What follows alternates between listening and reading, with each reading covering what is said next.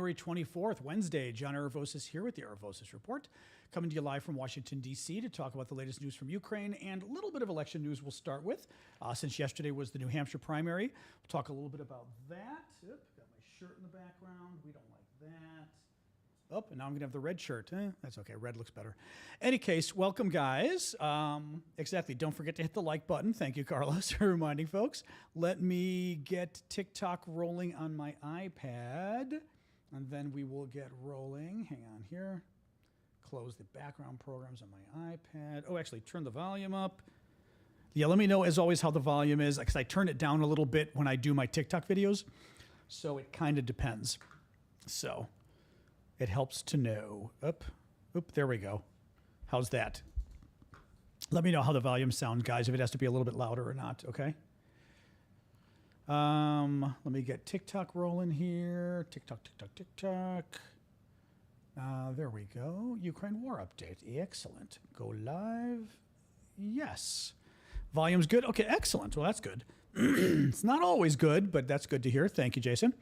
All right, TikTok is rolling. Boom, boom, boom. Excellent. All right. Good evening, TikTokers. Hey, Ryan. How are you? Hey, everybody. So welcome. A lot of news tonight. Or maybe not a lot of news. I would say it's a compact number of stories, but a lot of interesting stories tonight, actually, to discuss. Thank you, Succeed, for the gift. Is TikTok not doing sound? Oh, okay, hang on. TikTok, I'm going to unplug and replug. All right, let's try it now, TikTok. I unplugged and replugged. Hopefully it's good now. YouTube, I know you're okay. TikTok, how's it going now? Now it's still good? Okay. It does that sometimes. I've got to unplug and replug, and it kind of finds itself. Thank you, Crazy American. Anyway, so welcome. Hey, Alexander. Thank you for that. So, yeah, lots of news today, guys. We're going to start with election news. Because yesterday was the Republican primary in New Hampshire. We'll talk about that, what the polls showed, and then we will talk about Ukraine. Hey, Red. We'll talk about Ukraine. Lots of, not a lot of stories, but a number of very interesting, important stories, I think, about Ukraine. So we'll talk about that too. Let me, my new policy is let's just get rolling. If people come a little late, we'll teach them a lesson. They should come on time. So let's just get rolling. So I am John Aravosis. This is my show. I do it every Monday to Friday, 6 o'clock Eastern time. I do not have a podcast. I did, but I don't do it anymore because it got to be just too much work. Thank you, Ava. The way the show works is I go through the news of the day that I think is important, and then we open it up for questions. I will, thank you, Cerveza and Joe. I will look at your comments as I'm doing the first half of the show. It's just hard to kind of watch them because I sort of have all my notes here. So when I'm looking at my notes, I can't always see your guys' comments. But second half of the show, I will always be looking, I'll be looking more at your comments, basically. What else? Oh, please give me the gifts. Please give me the gifts. Thank you, Martin and Chazak. What I mean is your guys' gifts help support my work. I do this for free. I do it full time.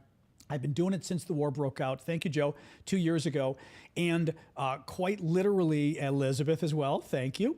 Quite literally, your gifts pay my bills that make it possible for me to do this full time. Nobody pays me to do this. You guys are the ones who pay me to do this. So thank you. Please keep them coming. So let's get rolling, okay? Let's start with the New Hampshire primary first. Yesterday was the Republican primary. Well, Republican and Democrat. Biden won the Democratic primary. That is not news. But Trump won the Republican primary in New Hampshire yesterday. As you guys may know, the way it works in the states, you've got to get a certain number of delegates, and you win. For example, in New Hampshire, I don't even know what the numbers were in New Hampshire. I mean, I know what the final win totals were. I don't know what the delegate totals were. Thank you, Soren. But if you win 50% of the state, maybe you get 50% of the state's delegates. Like the state has 50 delegates or something, right? If you get 50%, maybe you get 25. If you get 10% of the vote, maybe you get 10% of the 50. So you get 5 delegates. Well, it all adds up. Thank you, Jeff and Adam. It all adds up, and you've got to hit a certain level of delegates, and then you're the nominee. So basically, you got to win in a lot of states to be the nominee. It's not a real surprise. Trump won last night. The final toll was about 54% for Trump, 43% for Nikki Haley, who's the, thank you, Joe, the woman running against him. She's the former governor of South Carolina, former United Nations ambassador under Trump. Basically, he won by 11 points, which is good, The only thing is, now how is it doing this today? How annoying. Sorry, my nephew's saying the bottom of my broadcast is cut off, which is really annoying. Oh, did it cut the letters off on the bottom? It is cutting the letters off on the bottom. Well, that's annoying. Well, let's try to adjust. Well, let's adjust it. There we go. We'll do that then. Let's see if that works. Text me again, nephew.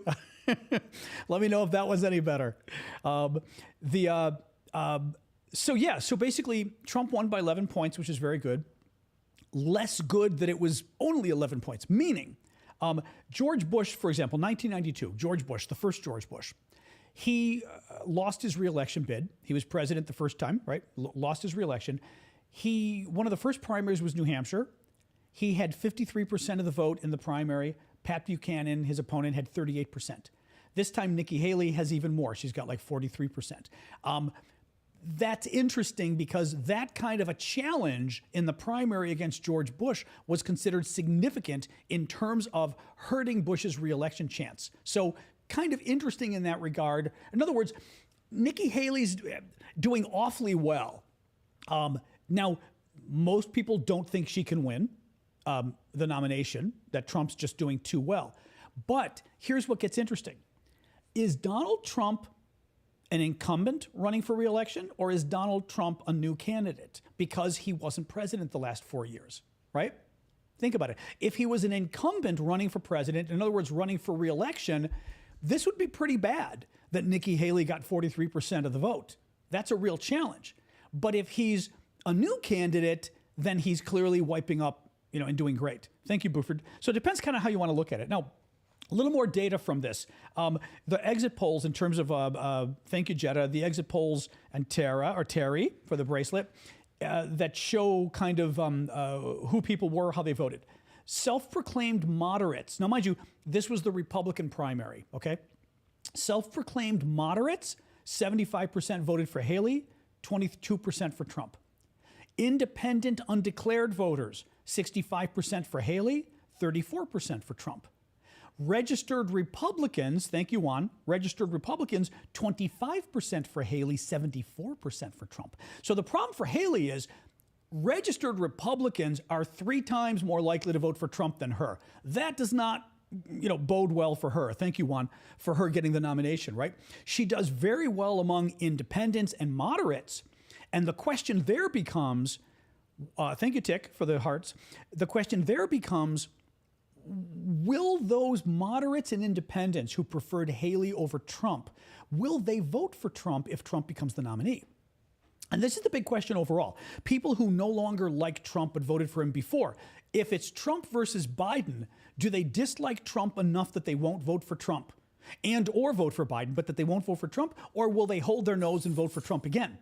Right? So that's the interesting question. What else did we have here?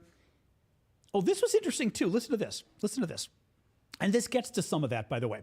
Among New Hampshire primary voters, if Trump is the nominee, this was a poll the CNN put out, or an exit poll CNN did.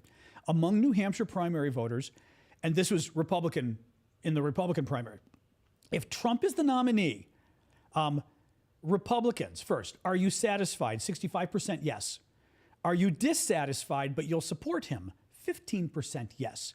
So that means 80% of Republicans in the primary say they will support Trump, even if some of them aren't happy with him.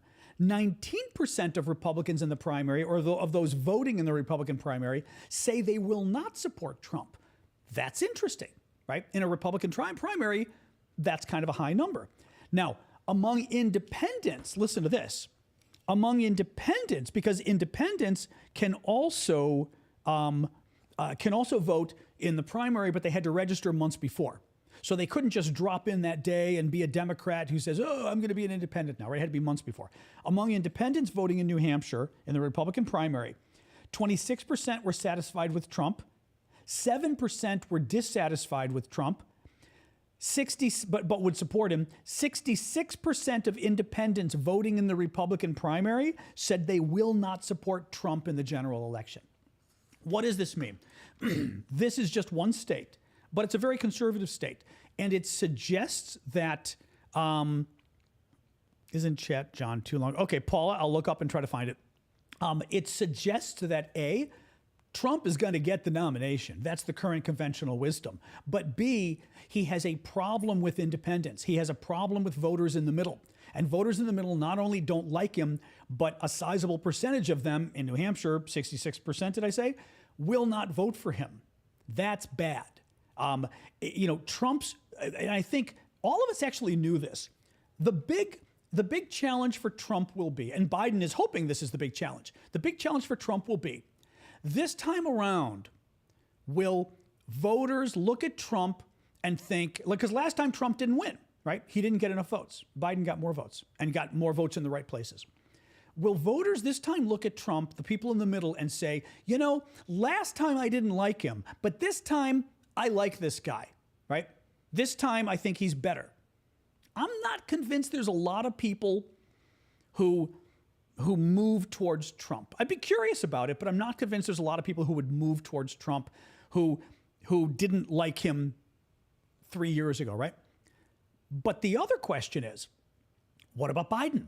Are there people who supported Biden last time who will say, this time I'm not supporting Biden?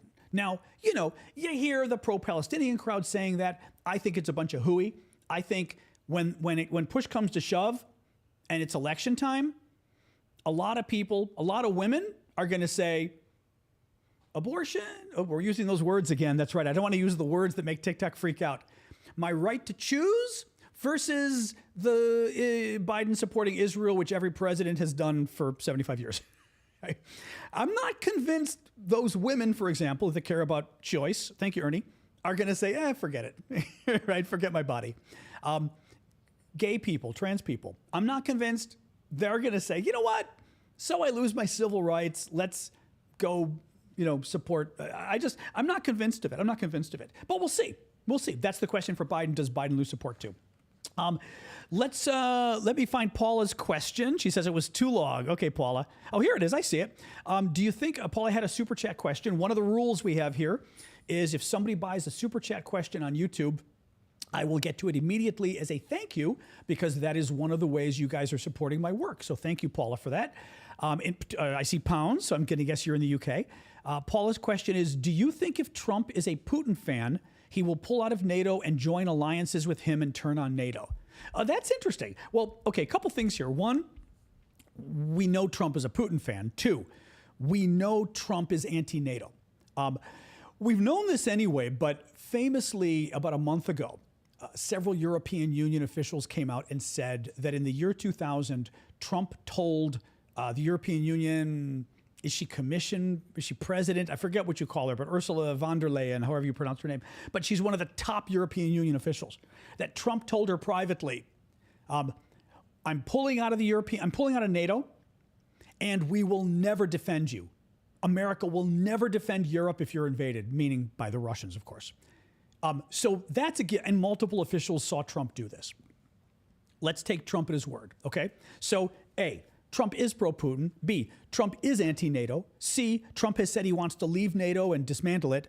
D, Trump has said, thank you, Don, Trump has said he will not come and defend Europe. The question is, I don't see Trump turning on NATO because I don't know how you do that. Right? Trump isn't going to invade NATO with Russia. But is Trump going to look the other way if Putin decides to invade Estonia? I think he may. If Putin decides to invade part of Poland, I think he may. That's the thing I worry about. Is Trump going to enter into some new weird friendship treaty with Russia? Yeah, I could see him doing that. So I don't see him joining Russia, Libya, Syria, Belarus, and Cuba and invading Europe. I don't see that. But he doesn't like Europe. He likes the dictatorships. And he's already said he's not going to defend NATO. So, It worries me. Yes, it does worry me. All right, let's move over to Ukraine, guys. So the Ukraine news today. Today is day 699. Actually, I did not update this. I keep forgetting to update the date. Day 699 of Putin's 3-day special military operation. Please do keep the gifts coming on TikTok, guys, and YouTube both. Remember, I rely on your gifts to pay my bills. That's how I'm able to do the show, and I've been able to do it for 2 years now, so please do keep them coming. Thank you, Joe. Speaking of which, a couple big stories today, actually. Thank you, Mark and Lori and Timothy. Thank you, guys. Viktor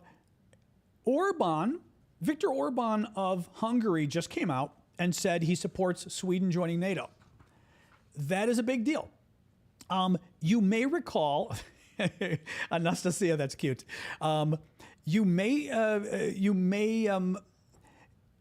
Actually, I'm going to stop 1 second here because Jennifer asked a really interesting question. Can a president just leave NATO? Well, not anymore. Congress just passed something that made it so that future presidents can't just pull out of NATO without the permission of the Congress. The problem is Trump could stay in NATO, but he's the commander in chief. Trump could simply say, Putin invaded Estonia. I don't care. Yeah, I'm a member of NATO, and guess what? We're not sending troops. We're not sending aid. I don't care. He can do that. He's commander in chief. Congress can't make him send the military abroad. I mean, Congress could declare war, but Trump as commander in chief could say, okay, you declared war. Good for you. I'm not sending troops. So, you know what I mean? That's an issue. That's an issue there. That's the problem there. That's the problem. And yes, I am. Norris Guy said, are you willing to send Americans to die for Estonia? Yes, I am. I am. That's the whole point of having NATO. That's the whole point of having allies and friends. The United States has treaty commitments around the world to defend our allies, and that actually means something because we're not a dictatorship and we're not a banana republic. When the United States gives its word means something. Thank you, Tom. And by the way, we've already gotten dragged into 2 wars in Europe, World War I and World War II. That's the whole reason we try to stop wars from happening. The best way to cause a war in Europe is for people like you to say the United States shouldn't shed any blood for a war in Europe, because that sends a message to Vladimir Putin. Thank you, Lori. That sends a message to Vladimir Putin that America's too afraid, America doesn't care anymore, and that America won't defend Europe, so I might as well invade Europe because what the hell, right? I'm not going to have to pay a price if America won't go to war over it. So, yeah, I'm absolutely positively willing to shed American blood over Estonia. Absolutely. Or any other NATO ally that is attacked. Absolutely. Because that is our commitment, and that's what it means to be an adult in the world. So, yes. I pay my debts. I keep my commitments. Yes. All right, let's go on. Orban. So Orban, Sweden joining NATO. So Turkey this week, the Turkish parliament agreed for Sweden to join NATO. Sweden, as you know, has been waiting for Turkey and Hungary. The way it works is to join NATO, every NATO country has to agree. Because the idea is you're joining NATO, and at least as we just discussed, it's not clear if they will come defend you, but in principle, they're supposed to come defend you, right? If the other NATO allies. Well, therefore, they get the right to say who joins the club. Because if they're going to put their lives on the line to defend you, they get to decide if you're joining. Everyone but Hungary and Turkey agreed to have Sweden join. Finland, they've already agreed. Turkey finally agreed this week. The Turkish parliament took them forever. They were playing games. Thank you, C3. But they finally agreed. It still has to be signed by Erdogan, Turkish president, and then has to be sent to the State Department. So Turkey still has the ability to drag this out and play games, but hopefully they won't at this point, okay? Second is Hungary. We're still waiting on Hungary. Hungary is the last holdout. Hungary is an odd country. Hungary is currently kind of a wannabe dictatorship run by a wannabe dictator. He slid back a lot on his democratic promises, on his democratic governance in that country. Democracy's been back. Thank you, Anastasia. I think that's your name, Anastasia. Hungary's been sliding back a lot on its democracies, press freedoms, everything else. And Orban's been playing games. Well, the Hungarians claimed when the Turks were saying no to Sweden, Hungarians said, we will not be the last country to approve Sweden joining NATO. Don't worry. Right? We won't be the last. So if other countries come along, we'll come along. Well, guess what? Hungary's the last because Sweden already agreed. So Hungary is the last. Thank you, Adventures, for the gift on TikTok. Orban came out today and said, let me read you what he said. He put out a tweet today. Just finished a phone call with NATO Secretary General Jens Stoltenberg. I reaffirmed that the Hungarian government supports the NATO membership of Sweden. I also stressed that we will continue to urge the Hungarian National Assembly to vote in favor of Sweden's accession and conclude the ratification at the first possible opportunity. I cry bull. First of all, if he already supported Sweden joining NATO, which he did, he claimed months ago that he did, then why is it taking so long? What's going on, right? You support them or you don't support them. That's the first thing that's bull. So he's reiterating what we already know, that he supposedly supports it. So that's not new, right? But it's still not going anywhere. Thank you, Jennifer. Second of all, he's going to urge the Hungarian National Assembly. This place is bordering on a dictatorship. This guy's been in power now for, 18 years? It's bordering on a dictatorship at this point. And he's having us believe, oh, it's up to the legislature. I can only give my opinion. Bull. This is like Putin giving. It's almost like Putin giving his opinion and saying, I can't control everybody else. It's bull that Orban can't control his legislature. He doesn't want it to move ahead. Just this week, after Turkey approved Sweden joining NATO, Orban in Hungary sent the Swedes a letter and said, please come visit and we will negotiate your accession to NATO. And the Swedish foreign minister responded and said, negotiate what? Like, we're not negotiating with you. There's no negotiation. You said you were fine with us joining NATO. You raised no concerns. What do we have to negotiate, right? So now he's saying again, oh, I'm totally in favor. Well, if you're totally in favor of them joining NATO, why 2 days ago did you say there has to be a negotiation? He's playing games, guys. And at this point anyway, the Hungarian parliament isn't back until the end of February. They're out on recess or vacation or whatever it is they do. It's really annoying. Anyway, so let's see. I mean, it's good news that he's coming out publicly and favoring it, but it's very annoying. So the next story I was going to get to anyway, but I appreciate Ukraine F Putin bringing it up in the super chat question. Your thoughts on the Ilyushin 76 transport plane that was possibly shot down by Ukraine and supposedly had Ukrainian prisoners of war on board. So this is kind of turning into a big story today. A Russian transport plane that the Ukrainians say very often is used to transport missiles. And these are the missiles that Russia uses to attack Ukraine on a daily basis, killing a lot of civilians.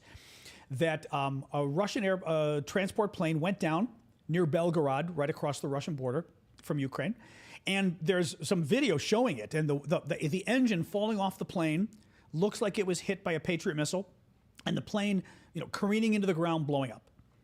The Russians now claim that the plane was full of like 65 or 70 Ukrainian prisoners of war that the Ukrainians now killed in a terrorist attack. And the Russians are so upset that the Ukrainians killed their own prisoners of war that Russia has demanded a meeting of the United Nations Security Council.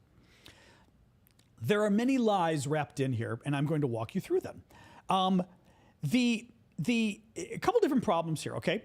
I'm going to pull up Russia's statement. So Russia's foreign ministry issues a statement about this. So here's what we know. We know a Russian transport plane was shot down today. We know the Ukrainians probably did it because it looked like it was hit by a Patriot missile, and the Ukrainians they bragged about it publicly, so looking like they shot it down. Those are the two things we know. The Russians are claiming. Well, let me show you what the Russians are claiming with this, okay? Because like I said, once you go through this, it's total BS what the Russians are claiming. So hang on a second here. Here we go. This is I'll read it to you, but I'll show you. This is the Russian Foreign Ministry statement, Russian MFA. Okay, let me read it to you though. So the Russian Foreign Ministry, in one statement, they say that the plane was hit by Ukrainian anti-aircraft.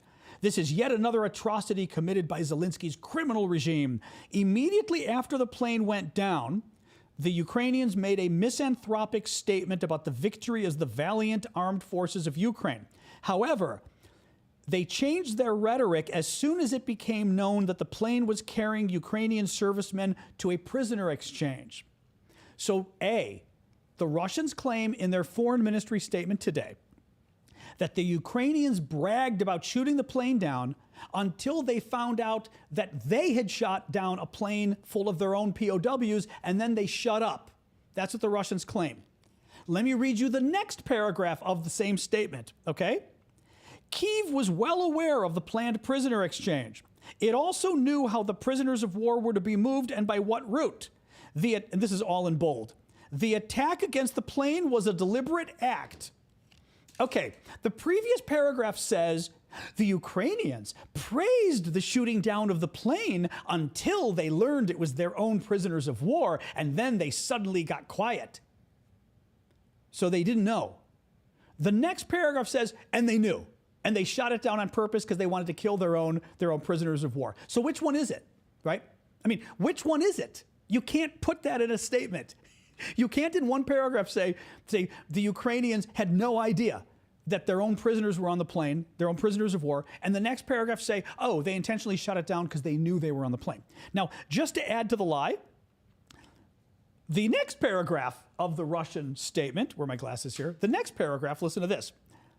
This is not the first cruel murder of Ukrainian prisoners of war by the Zelensky junta. On July 29th, 2022, thank you, Dennis, for a very generous TikTok gift. On July 29th, 2022, the Banderites, which is what the Russians call the Ukrainians, fired a missile at the penal colony in Yelenovka, eastern Ukraine, where militants from the Azov battalion had been held captive. Over 50 people were killed and more than 70 wounded. Thank you, Mustard. What Russia's describing, and thank you, Dom, as well, Russia's describing a missile attack that Russia did, killing Ukrainian prisoners of war in Russian detention. The United Nations investigated. The United Nations put out a report because the Russians claimed it was Ukraine using a HIMARS that blew up the prison full of prisoners of war, of Ukrainian prisoners of war. The United Nations investigated, and just a couple months ago, put out their conclusion, and they said, A, this wasn't a HIMARS and it wasn't a Ukrainian fire that did it. And they concluded in a way that only the United Nations can do. I forgot how they said it exactly, but they basically concluded the Russians did it. If the Russians are telling the truth here, A, their statement contradicts itself by saying, they say Ukraine had no idea the prisoners of war were on the flight. The next paragraph, they say Ukraine knew the prisoners of war were on the fight and they blew them up on purpose. A, you're contradicting yourself, but B, why would Ukraine blow up its own prisoners of war? That's stupid, right? They're not going to do it. And C, your proof that this is the kind of thing Ukraine does is pointing to an attack on Ukrainian prisoners of war that killed like 50 of them that Russia did. And the United Nations concluded that Russia did. These guys are liars, guys. Now, the final point here, it is possible, it's entirely possible that this was a plane full of Ukrainian prisoners of war. If so, I would argue it might be a Russian war crime. The Russians, let's pretend the Russians are telling the truth. They filled a combat plane that normally transports missiles to fire at civilians. They filled a combat plane full of prisoners of war. They didn't tell the Ukrainians. So the combat plane that normally is flying with prisoners of war, okay? Normally flying prisoners of war, normally flying weapons gets filled with prisoners of war. And they don't tell anybody. So of course the Ukrainians are going to attack the Russian plane. If you're going to put a military plane full of prisoners of war, you are going to telegraph that fact so it doesn't get shot down.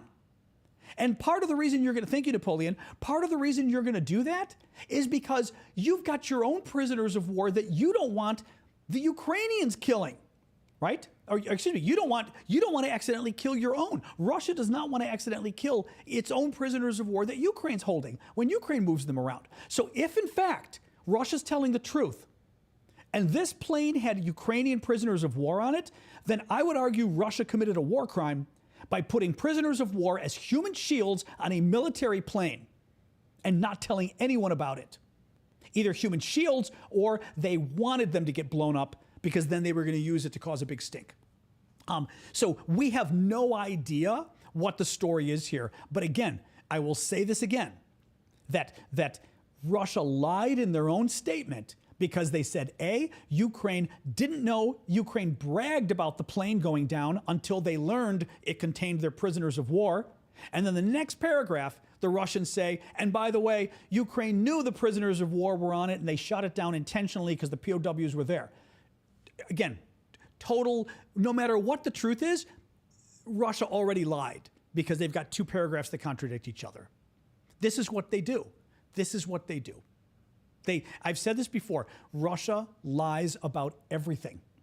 And and this is part of the fog of war. And especially, I mean, again, the chutzpah of Russia, let's pretend it's true that Ukraine shot down a plane full of their own POWs, which would obviously be a horrible mistake.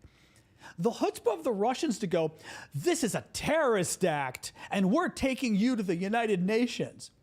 It's a terrorist act that Ukraine shot down its own prisoners of war by accident? That's not a terrorist act. And Russia is going to go to the United Nations because they're outraged that Ukrainian troops got killed? But I mean, it doesn't even make sense.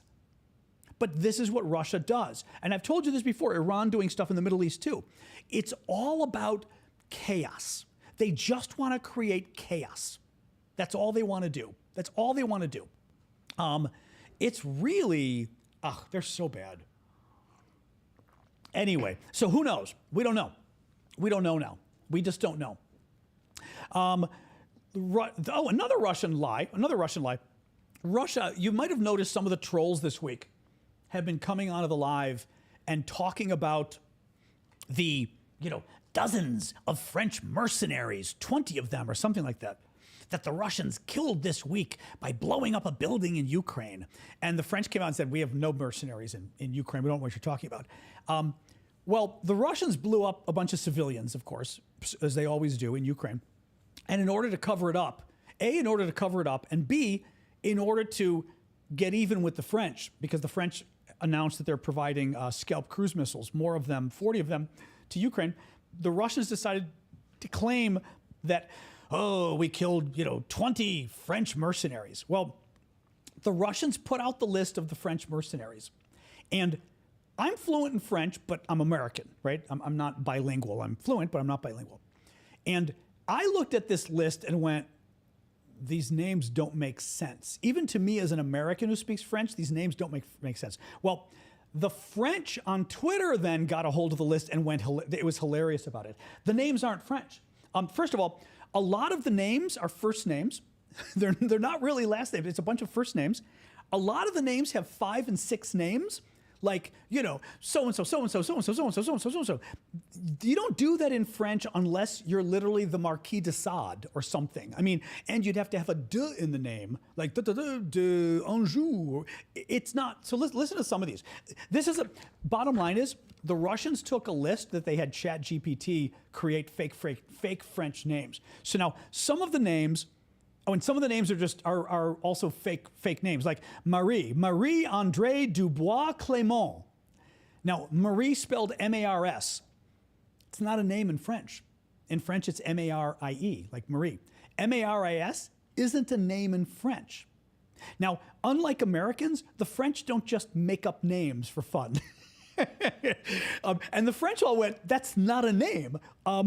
Sébastien Claude Remy Bernard. Now, problem here is, thank you, Pedro, this is another one where it's a lot of first names, but it's even worse. Sébastien. Sébastien would be a woman's name, not a man's name, okay? Marie is a type of potato. Oh, that's funny. Sébastien is a woman's name, except it's not a name. So the French were saying, okay, first of all, this male soldier killed is not called Sebastienne. That's a girl's name. Second of all, it's not a real girl's name. We don't use that name in French. So it's total BS, right? Oh, thank you, Norway, for the hat. My favorite name, though, listen to this one. Emmanuel Tonki Kenneth Delange Grandal.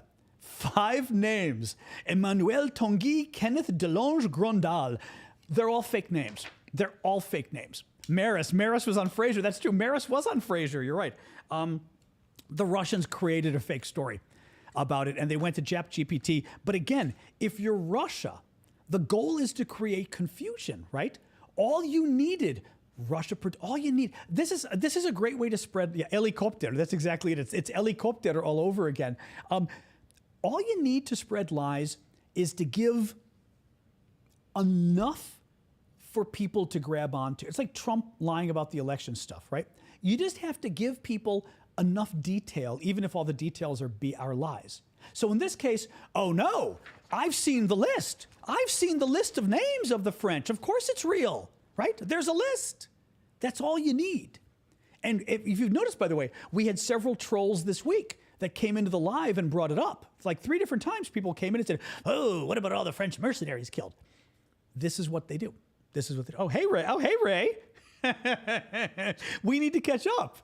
No, I don't always see comments. I just happen to see your comment there. We need to catch up on texting. Send me a message later. Anyway, you get it. You get it. The Russians lie. Some more news. There aren't a lot of stories, but there's a lot of important stories today. Thank you, Nicola. Another NATO military official warning of possible war with Russia. This is getting interesting at this point. It's happening a lot.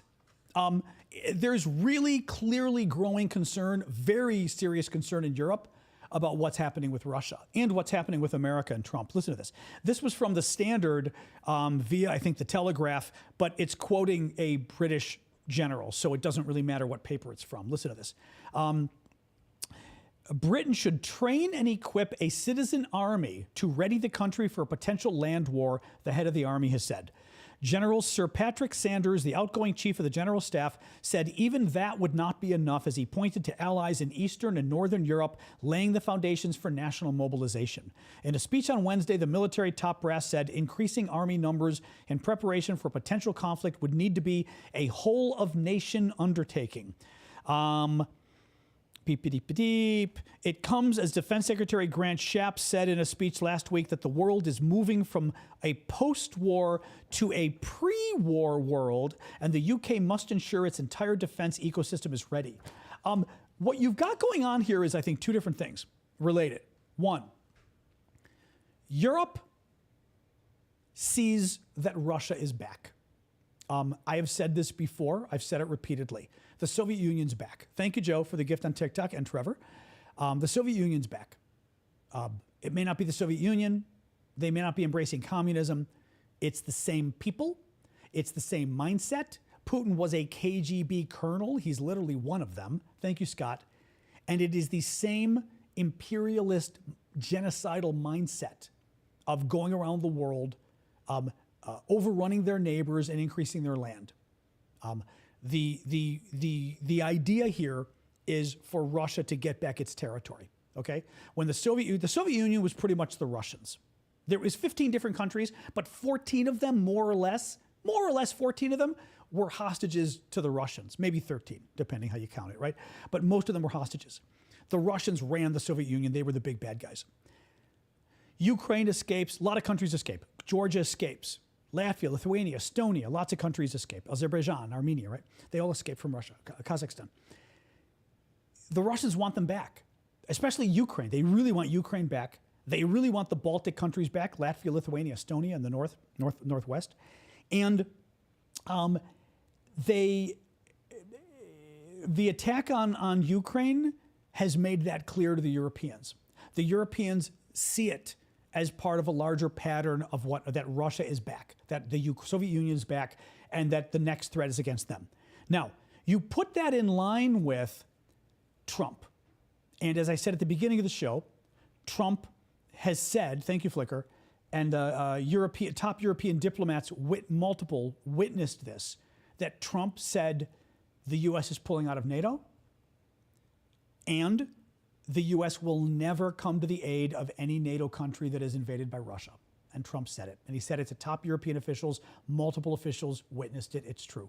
So you've got, on one hand, European defense officials are seeing that the Soviet Union is back, that Russia is now once again an aggressive imperialist state that wants to take over its neighbors and willing to commit genocide to do it.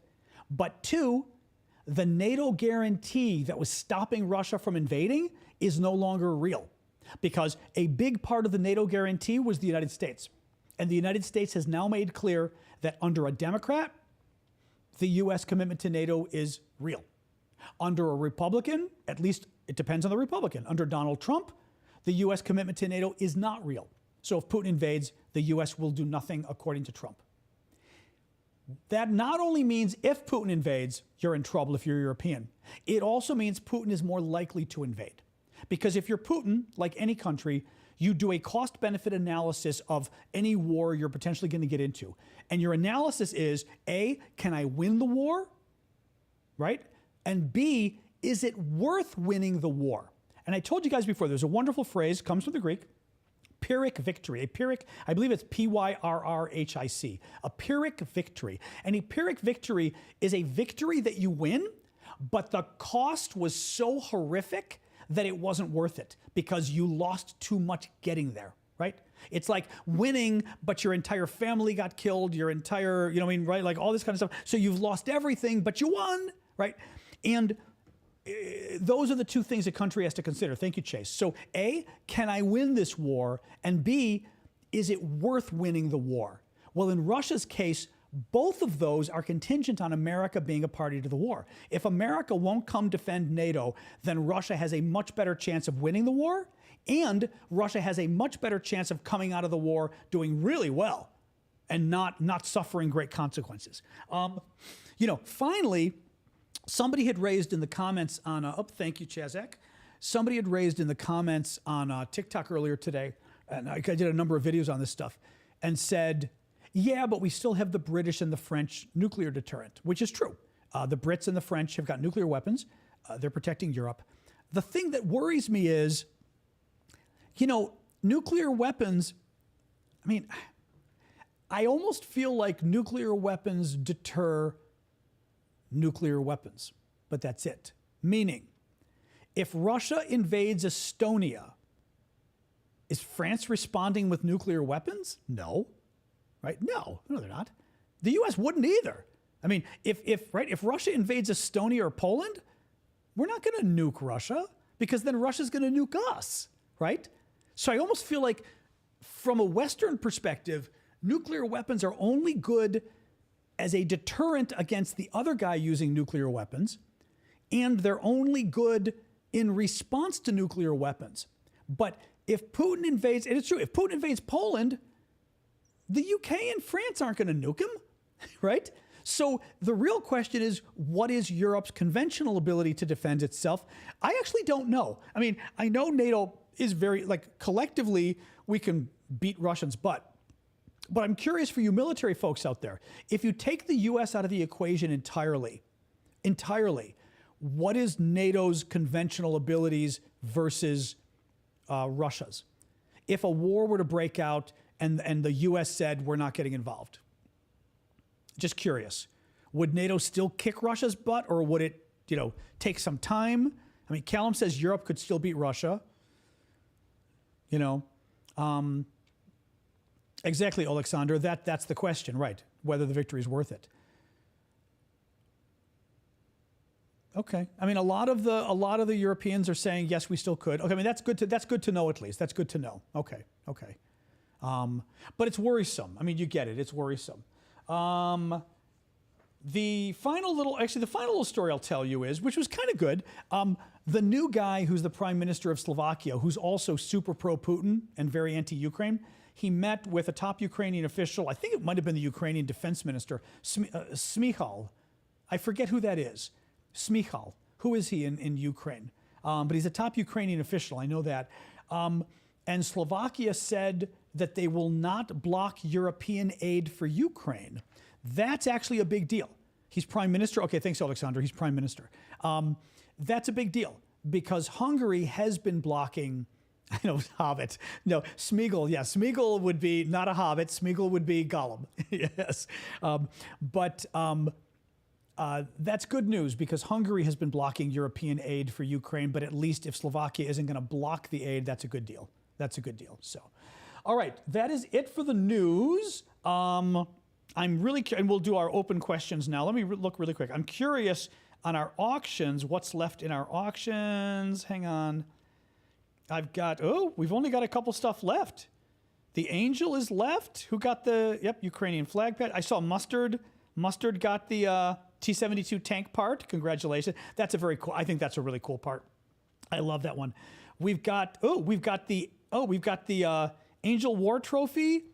So the two things we've got left in our auction, remember we do auctions over on Discord to benefit my work and to benefit Ukraine. Half the money goes to Ukraine. The hat pin. Yeah, the hat pin is cool. And the two auction items we have left are, one is this, which is very cool. I've shown you guys this before, but Larissa made this Wild Hunt corsetry. It's based off a design of an original Ukrainian design. It's called a cotillion. And Ukrainian troops would hang this from their pocket. They were given to them by their women, their wives, their girlfriends who would make it. Is she here today? Oh, there she is. They would literally pin it to their pocket and wear it in war. And it was like a good luck charm in essence. And she copied this, did it by hand. She copied it from one of the cotillions that's in this piece that's in the museum in Canada. And I think it's just lovely. Handmade. She's a Ukrainian-American artist. She makes a lot of her jewelry is emulating the original traditional Ukrainian jewelry. So she tries to be true to the originals. I just think it's very pretty. And this would be cool, like hanging from a rear view mirror of a car. Anyway, so that is still up. And the other thing, what's the other, hang on, there was one other thing that's still, the other cool thing that's still available. That one. Oh, the Angel. Yes, the Angel. Where's my Angel? So the Angel War Trophy is still up too. Thank you, Dom. This little baby, this is trench art, they call it, which is basically when soldiers, so to speak, take things from the war front and make art out of it. Thank you, Norway. And this is an old Russian, not old, but a former Russian, what is it, a BMP-3? BMP-30, I'm forgetting now, BMP-30? I've got it written in the description, shell.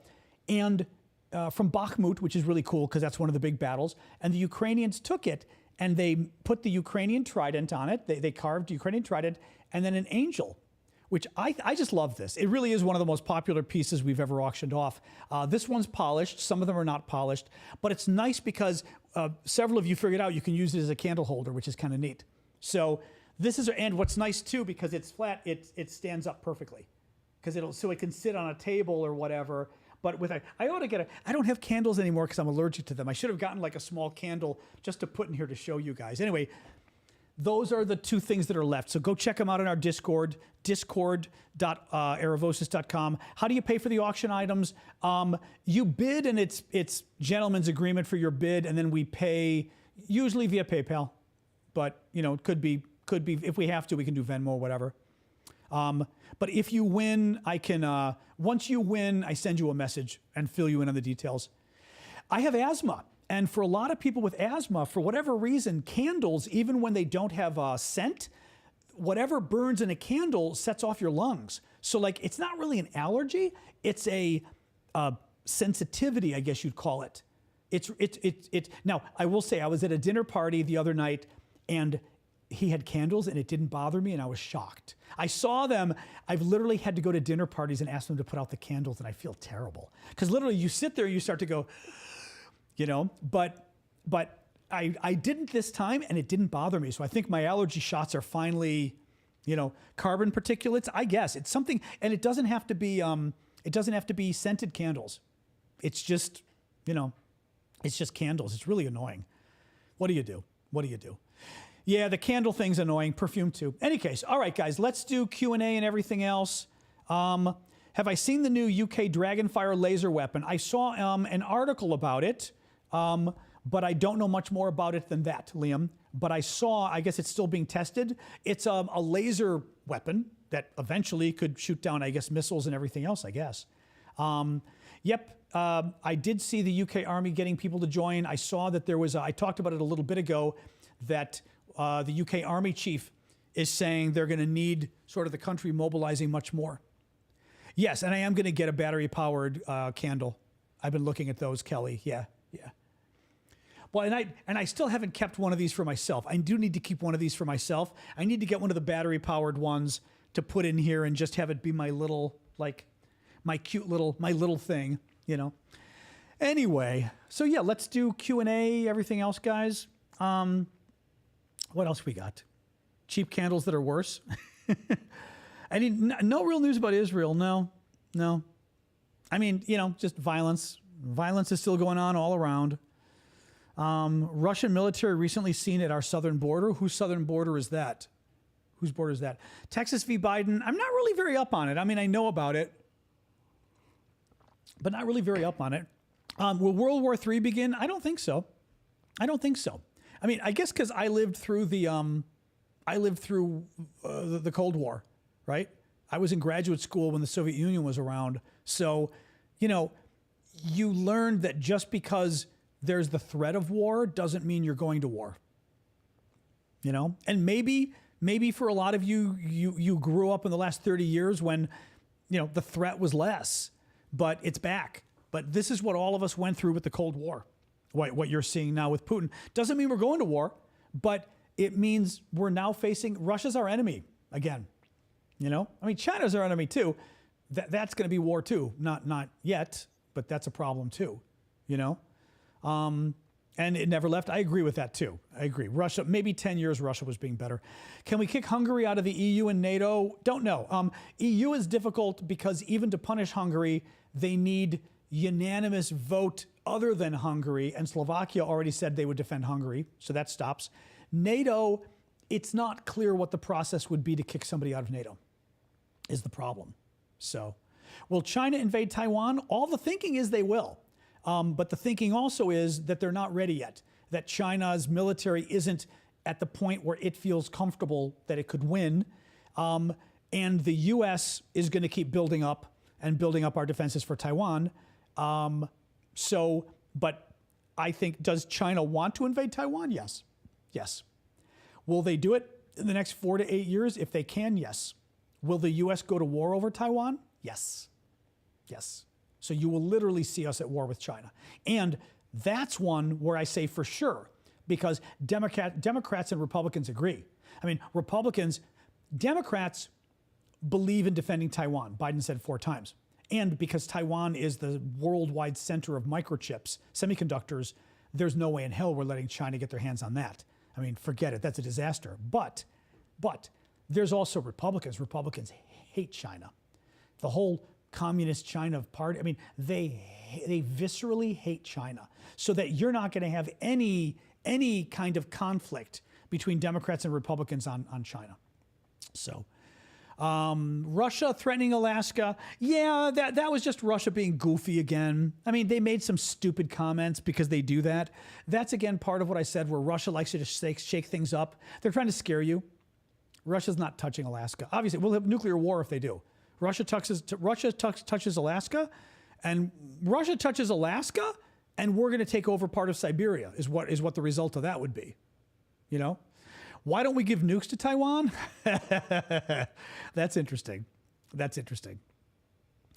Oh, I remember that, Sky. Yeah, that the Dutch semiconductor company or whatever it is was forbidden to export chip tech to China. I remember that. That was a couple months ago. Yeah. Yeah, I don't see us giving nukes to Taiwan, although it's interesting. Honestly, you know, slip a couple nukes to Ukraine, you know. The problem is if the Russians find out, the Russians could just, you know, nuke Ukraine preemptively, which is, I'm sure, the concern. Why do you think about whether going, what do you mean about going in Israel? What do you mean, babe boy? I'm not sure what you mean about that. If you could say it again, I'm just not sure what you mean by that. Correct, what Martin said. It's more addressed towards the Baltics. Exactly. Putin is basically trying to scare the former Soviet countries, the countries that were part of the Soviet Union, into like, I can come get you anytime. So that's what he's screwing around again. I think my dog's underneath. I keep almost kicking her. He's screwing around. Did Russia shoot its own plane down carrying Ukrainian POWs? We talked about this earlier. We don't quite know what's going on yet. A Russian transport plane did go down. There's video. B, it looks like it was hit by a Patriot missile, but it's hard to know because an engine fell off. I mean, it's a really cool video. I mean, cool, scary video, but amazing video of this plane. You see the engine drop off and the plane crash. I mean, it's horrifying, but you know. So we know a Russian plane went down. We know it probably got shot down. What we don't know is who shot it down. Was it the Ukrainians? We think it was the Ukrainians. We also don't know what was on it. The Ukrainians said they thought missiles were on it. This is the plane typically used to transport missiles to the near the Ukrainian border that the Russians then used to shoot at Ukraine. So we don't know. The Russians are claiming Ukrainian prisoners of war were on there. If they were, and the Russians didn't tell anybody, that's probably a war crime because it means the Russians were putting Ukrainian prisoners of war on military convoys that transport weapons. And I'm pretty sure you can't do that. So I think they're lying. But at best, it's a war crime. Not at best. At worst, it's a Russian war crime. But we don't know. But again, keep in mind, the Russians lie. I mean, quite literally. Thank you, Joe. The Russian government lies about everything. Everything. So there's no way to know based on what they say. Now, unknown pilot saying, do we know the aircraft type? Yes, it's an Ilyushin. Was it 76 or something? What is it? I think I've got it here. I don't have it down here. What is it? Is it 76? 76, yeah, Jeremy says. Yep. Or I say Ilyushin, 76. But, you know, I mean, who knows? Who knows? Do you think he'll go into the Baltics? I don't know. I think right now it would be stupid for the Russians to go into to invade the Baltics. Yep, Ilyushin, 76. Yep. Thanks, Brexis. It would be stupid for Russia to invade the Baltics right now because they're having enough time with Ukraine, right? I mean, Russia's stuck right now with Ukraine. I mean, they're advancing a little bit, but very little. They're pretty much at a stalemate with the Ukrainians. They don't need a second war right now. They invade the Baltic countries, and which is northeastern Europe, part of NATO. Then they're going to war with NATO. Then they've got the U.S. and everybody else fighting them up there. I don't think they can afford that. So eventually, I think they may go after you guys. I don't think it's happening yet. I don't think happening. Did the jet have a known Ukraine destination? It wasn't, but it was. It was a Russian plane going to Belgorod in Russia. Joe says, Estonian head of defense said after Russia pulls out of Ukraine, they will prepare 1 year to strike the Baltics. That's the concern. I mean, that's the concern. That Russia basically looks at this and says, you know what? In the end, here, look, guys, this, again, I criticized Biden for this at the beginning of the war. At the beginning of the war, Biden kept saying, and this was, I believe, in response to Poland wanting to give MiG fighter jets to the Ukrainians. And Biden said, we can't risk going to war with Russia. They're a nuclear power. We can't risk going to war with a nuclear power. That's World War III. And I kept telling you guys World War III, because World War III, in American parlance, probably British as well, means nuclear holocaust apocalypse, the end of the world. And I said at the time that it was an incredibly dangerous message to send Putin, because if the message the United States is sending is, we will do anything to stop going to war with Russia because Russia's a nuclear power, and if you go to war with a nuclear power, per se it's the end of the world, then there is nothing we would not do to stop going to war. Meaning, why the hell would we go to war with Russia over Estonia or Poland if Putin invaded? Because why would we? Biden said we can't afford to go to war with Russia because they have nukes, and if we go to war with them, it's World War III. So wouldn't it be better just to give Russia, devil's advocate here, wouldn't it be better just to give Russia Estonia and to give Russia Poland than to have World War III and the whole world blows up? For that matter, wouldn't it be better just to give Russia New York and California and Alaska because it's better than all of us dying? I mean, this is the problem. I don't agree, obviously, but this is the problem of Biden's logic. He sent Putin a message that, and Trump did too, by the way, he sent Putin a message that we will do everything to avoid going to war with Russia. And if that's the case, if you're Russia, you're thinking, if I invade Estonia, is NATO really going to go to war with me? Biden said they're afraid. And Trump said they won't. So no, I think there is the risk of Putin thinking he can do something small. For example, by the way, what if Putin invades and takes just a chunk, right? What if he takes just a bit of Estonia? Not a lot. Takes just a bit of Poland. Are we going to go to war over that? Right? I mean, couldn't you see some of the Europeans going, well, it's bad, but do we want World War III over a chunk of Estonia? Right? I mean, thank you, Napoleon. So that's going to be Putin's analysis, is can he get away with it? And will NATO step up, or will NATO say, will NATO say, I don't know. Terry says, China won't invade Taiwan because China is a net importer of energy and food. They could not endure the sanctions and lack the power to evade them. Well, that's the thing. That's the big question. China's economy would be devastated if they invaded Taiwan. The one thing we proved is that the world will come together and sanction the hell out of you, right? Which we proved it with Russia. Now, Russia has gotten around the sanctions a lot, although things are getting worse and worse in Russia, right? Interest rates have gotten really high. They're like at 16% or something. Inflation has gotten really high in Russia. There's real concern about what happens next in Russia with the economy because of the sanctions and everything,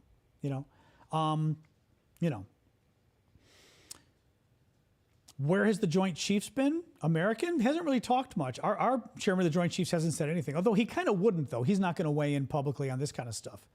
Are we at war with Iran? No, but Iran sure is trying. I think Iran is trying to do everything it can to almost push us into a war. Oh, hey, Ty. I'll do a recap. Yeah, in a minute. We'll do a recap in a minute. Still just sort of talking in general right now, but we'll do a recap soon. What else? Well, we don't really have a choice. Kate Tirindini says we're spreading ourselves way too thin. Thank you, Napoleon. We don't, Sasha. Sorry, my dog wants water. Okay, I'm doing a water trip for the dog. The thing is, you don't really have a choice when people declare war on you, basically. All right, a little bit of water. Come here. All right, there you go. No, relax you. Russia invaded Ukraine. It's not like we wanted them to, but they did. We don't have much of a choice. The conflict in the Middle East. Israel's our ally. The Houthis are attacking commercial shipping. Thank you, Fred. The Iranians are really, really, really trying to goad us into a war with them. It's not like it's our choice. If China invades Taiwan, it's you know what I mean? It's thank you, Jeremy. I just don't buy the we're spreading ourselves too thin thing. It's kind of like, you get attacked by 14 people. I know somebody in my building that got attacked by 15 people. 15 kids robbed him and attacked him several months ago in D.C., lovely town I live in. And it's kind of like saying, well, that really spread him too thin. 14 people. Well, if 14 people attack you, you don't have much of a choice, Russia's screwing around. China's screwing around. Iran is screwing around. We don't have a choice. Hey, Sweden. Hey, user in Sweden. Right? We've got to defend ourselves. I know Argentina wants the Falklands back. Let's hope if Argentina does that, you know what's coming next. It's going to be Margaret Thatcher Part 2. Let's hope Argentina doesn't do that. You know, I mean, I love Argentina. I worked in Argentina, but the Brits are going to teach them a very bad lesson. Annie Cat says, how big of a risk is it that Trump will win? I think it's a 50-50 chance of Trump winning. I really do. I really do. I mean, he won before, you know. I think in a way it's less likely this time because, look, Trump lost last time because people got fed up with him. The good thing of the Republican primary is we keep hearing about Trump, and I think people are getting sick of Trump again, right? Trump has shown that he's the guy he was last time, right? I mean, he's getting people they're listening. Anybody who didn't like Trump before in the middle, or even Republicans, they're listening to him again and they're going, oh yeah, I remember why I don't like him, right? That does not help him. I doubt there are people who didn't vote for Trump in 2020 who this time are going, oh, I like the guy now. I doubt that. But the question becomes Biden. Do people like Biden? You know, a lot of Americans think the economy isn't doing well. The economy is doing well. The economy is doing amazingly well. But, you know, I think a lot of disinformation out there, people convince themselves it's not. And it is. I'm not going to argue this again. Economic growth is at 4.9%, which is ridiculously high, way higher than Trump, ridiculously high. Unemployment is in the 3 percentile range, ridiculously low. People can't even find people to hire. Our economy, Europeans would die to have an economy like ours. But people think the economy isn't doing well, and people vote on the economy. That's not good for Biden. So he could win. He could win. Callum says, UK is getting another prime minister? What's going on there? You people confuse me with all your prime ministers. What's happening this time? You know? What happened this time? It's kicking up again? Oh, jeez. Hello, dog. Hi. Oh, got you. I got you. You're going to say hi. I got you. My dog was saying hello. Here you go. Who's there, Sash? Who's there? Who's there? Hi. She hates being held, though. So I'm holding her up, and she's like, I'm getting annoyed. I'm getting annoyed. I'm getting, hey, you. Yes, you. Yes, you. At least you can see the camera this time. Yeah. All right? And put you down, because I know you hate this. Okay, we'll put you down. Okay. She hates being held. Yeah, proof of life, exactly.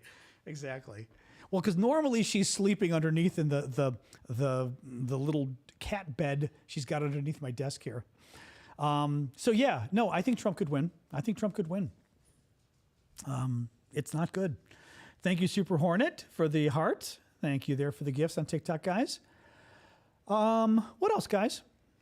Again, we don't have to go. Would NATO intervene in Taiwan? That's a good question. It's not clear.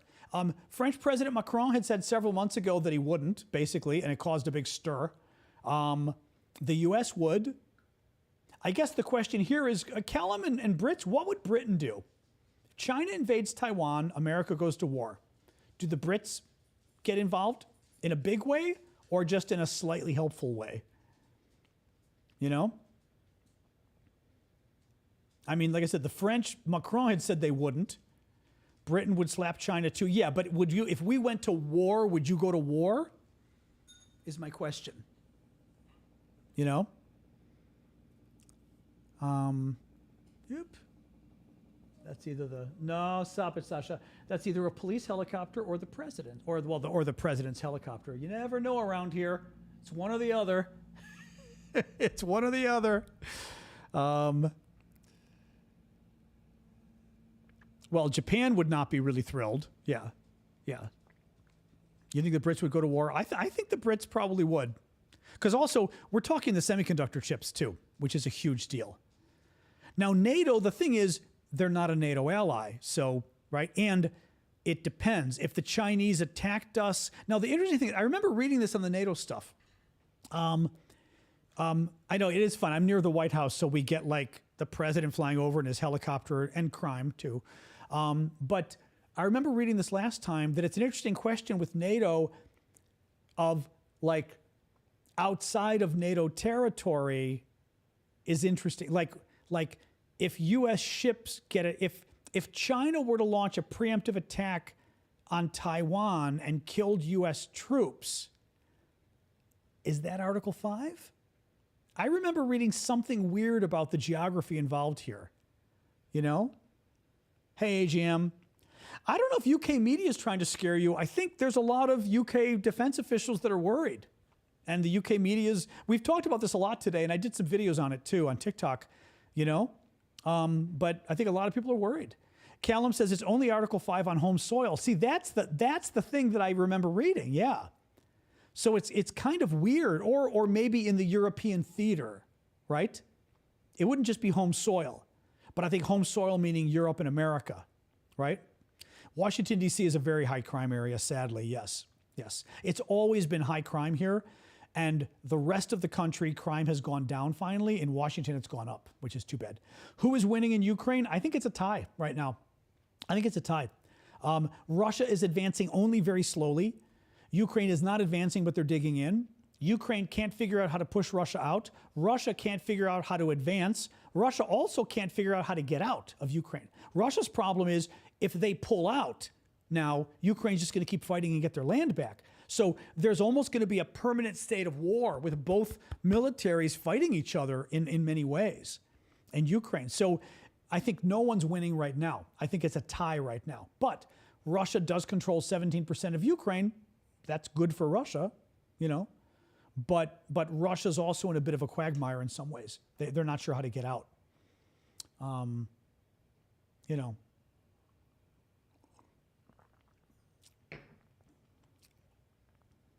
I mean, they would. Buzia, Christian, we were talking about this earlier. If the U.S. were not a part of NATO, would all the remaining countries defend from the Russians? I mean, in principle, yes, right? Even if the U.S. didn't help, all the other NATO allies are part of a large agreement to defend each other. I kind of wonder I think to some degree, I don't know. I mean, I think if the U.S., I don't think they'd have a choice. I don't think they'd have a choice. I think if the U.S. pulls out of NATO, the European countries still have to defend themselves, you know, and all the more so if the U.S. isn't there. So I think the Russians invade another European country that's a member of NATO, the European countries are going to have to defend them because otherwise they're next.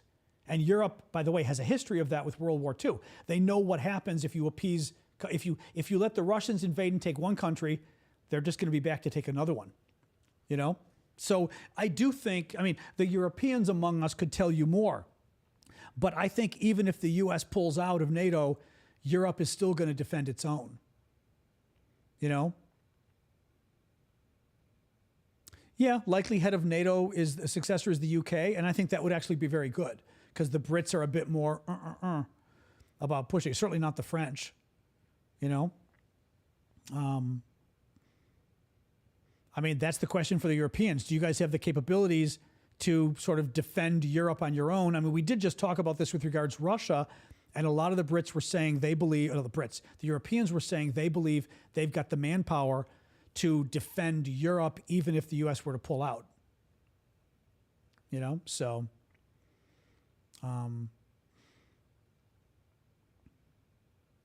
I think Europe's going to have to defend itself. I think they're going to have to. There's no choice. You know, I mean, I know most people, the Russians, Martin's correct. Martin says a lot of Americans have no idea Russia was a German ally during World War II till June of 1941. Correct. The Russians were in league with Hitler. And basically the Germans turned on the Russians and suddenly the Russians were like, oh, crap. And they were at war. But up until then, the Russians and Hitler were like this. And the Russians are a big reason why World War II started, because they reached like a pact with the Russians that made it clear that, hey, go ahead and invade Europe. You know, you take Western Europe, we'll take Eastern Europe. We won't bother you. So don't worry about it. Go and kill as many people as you want. Invade anybody you want. We'll leave you alone. Which gave the Russians, remember I talked about that calculus, the cost-benefit calculus you do on going to war, and it helped the Russians decide, okay, not the Russians, helped the Germans decide, okay, I guess we can invade. The Russians won't touch us. The Russians like to pretend they're the big savior of Europe. Bull. The Russians were Hitler's ally. The Germans attacked the Russians. The only reason they they left the Nazi embrace. And then the Americans helped save Russia's butt with Lend-Lease and everything else by giving them all sorts of weapons and equipment. And finally, the Russians saved Europe from the Germans? Yeah. Then the Russians came and took over half of Europe and oppressed it for almost 50 years. For 45 years, the Russians took half of Europe hostage and turned it into communist dictatorships and puppet governments that were the most vile, deadly governments on the planet. East Germany had had police files on 1/3 of its citizens. The most vile governments you have ever seen, what Russia created in Eastern Europe. So, yeah, I get it. It's a sore point with me when the Russians like to talk about, oh, we saved you. You saved them, and then you took them hostage. And by the way, we saved you, Russia, but you're welcome.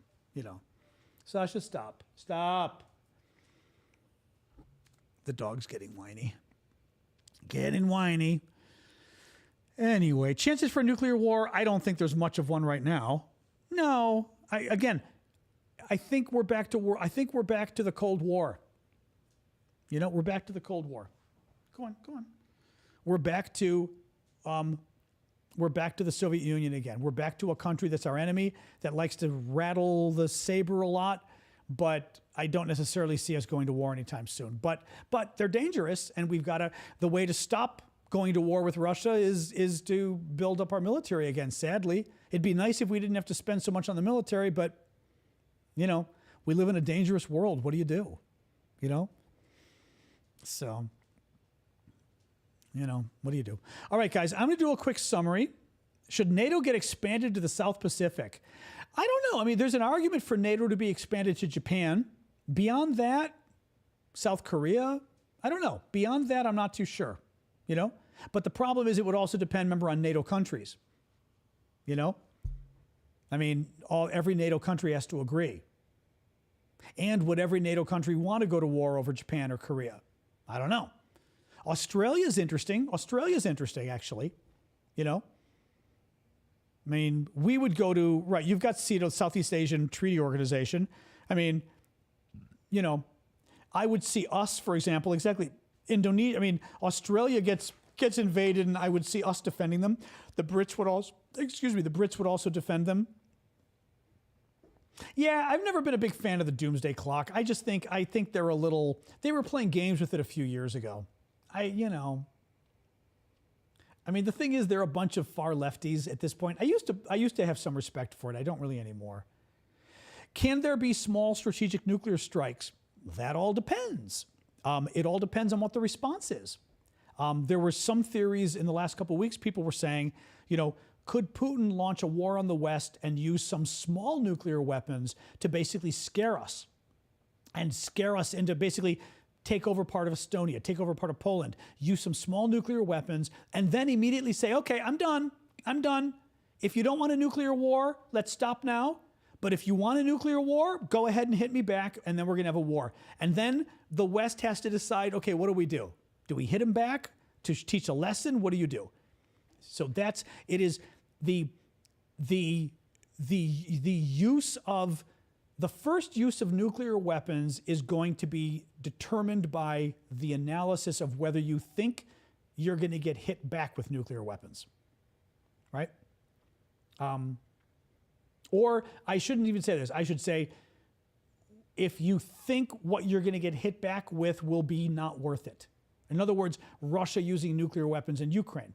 A lot of the military folks say it's not worth it anyway. They won't accomplish much, militarily. But B, if Russia were to use nuclear weapons in Ukraine, what would NATO's response be, and would it be sufficient that Russia would say it's just not worth using them? But I don't know. Would America come in and destroy Russia's fleet? I don't know. I think we'd have to, but I don't know if we would. I don't know. I mean, oh, please. U.S. getting NATO to become a warmonger. If you're a Russian, I guess you think that, but that's ridiculous. Absolutely ridiculous. Right. Russia's committing genocide. And you're upset about that. Okay. Babushka. All right, let me do a quick summary of the stories today. So I started talking about the New Hampshire primary last night, and basically that Trump won against Nikki Haley. But Nikki Haley did very well, but it's not clear she's going to be able to win the nomination. Trump's issue is going to be in the general election. New Hampshire showed that a lot of the moderate Republicans or sort of independents don't really like Trump. So that's going to be a problem for Trump in the general election because he doesn't just need MAGA, he doesn't just need Republicans, he needs votes in the middle. Ukraine. Orban of Hungary says that he supports Sweden joining NATO, but let's see what happens. We're waiting for Hungary's parliament, and they've been sitting forever without ratifying, Sweden joining. So let's see. Russia claims Ukraine shot down a Russian plane with 70 Ukrainian prisoners of war on board, or 65. Who knows if the story's true? We talked about it a lot in depth. My bottom line is Russia lies all the time. You really can't. It's possible, but they lie all the time, so I wouldn't trust them. Let's see. Russia also claims that they killed French mercenaries and then in Ukraine, and then released a list of clearly fake names. Again, what do we say? Russia lies. British Army, the head of the British Army says that Britain needs to train and equip a citizen army to ready the country for potential land war, meaning with Russia.